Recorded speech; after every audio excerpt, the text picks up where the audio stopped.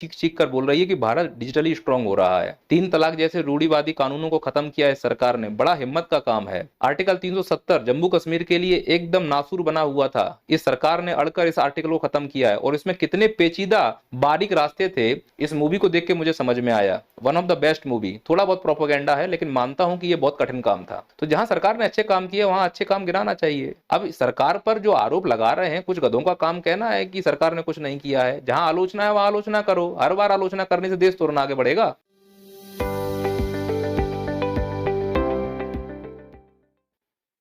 ध्रुव राठी के इस वीडियो में मोदी सरकार को तानाशाह सरकार बताने का हर संभव प्रयास किया गया है और कई ऐसे प्रश्न दागे गए हैं मोदी सरकार के ऊपर जिनके जवाब मिलना ध्रुव राठी के लिए जरूरी है और भारत की जनता को भी वो जवाब मालूम होना चाहिए जो ध्रुव राठी ने इस वीडियो में पूछे हैं। उन प्रश्नों को मैंने लिख लिया है।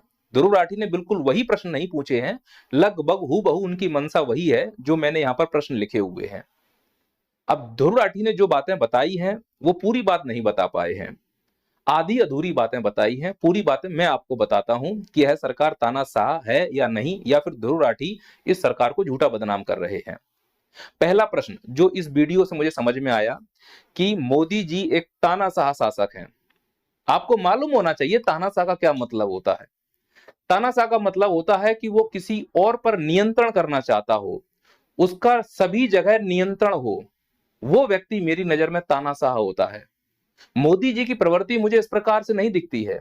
हाल के वर्षों में जब मैं कुछ घटनाओं को करीब से देखता हूं तो मैं ये पाता हूं कि मोदी जी में तानाशाह का एक भी लक्षण नहीं है। मोदी जी के अंदर वो शक्ति ही नहीं है कि वो किसी को नियंत्रित कर पाए, और आप उनके ऊपर तानाशाह होने का आरोप लगा रहे हैं। मैं उदाहरण के साथ आपको स्पष्ट करके बताता हूं। भारत में महंगाई निरंतर बढ़ती जा रही है।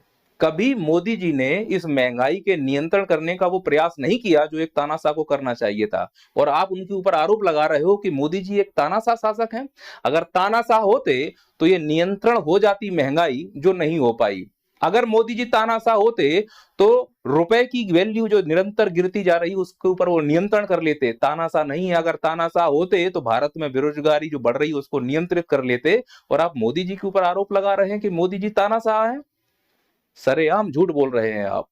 मोदी जी तानाशाह नहीं। अगर मोदी जी तानाशाह होते तो इन चीजों पर अभी तक नियंत्रण हो गया होता।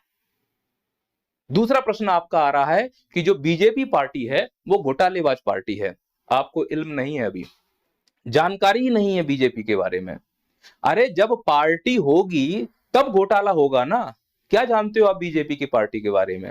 पहले इन घोटालेबाजों को देखिए। जितने भी आपको चेहरे दिख रहे हैं इसमें 90% लोग घोटालेबाजों में फंसे हुए हैं। लगभग सबके ऊपर कोई ना कोई आरोप है।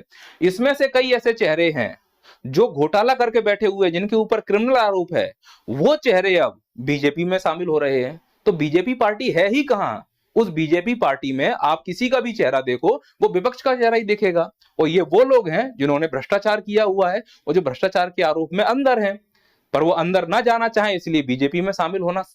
अब जब बीजेपी में शामिल हो रहे हैं तो तुम कैसे वो कह सकते हो कि ये बीजेपी के मेंबर हैं? ये तो किसी दूसरे पार्टी के मेंबर हैं। बीजेपी पार्टी है ही कहां? बस होता क्या है इस बीजेपी पार्टी में कि दूसरी पार्टी के मुखिया को उठाकर यहां पर तुम रख दो और उनके हाथ में लड्डू पकड़ा दो। अब ये कांग्रेस के हैं कि बीजेपी के हैं, ये खुद जो उसके सदस्य हैं वो डिसाइड नहीं कर पा रहे हैं।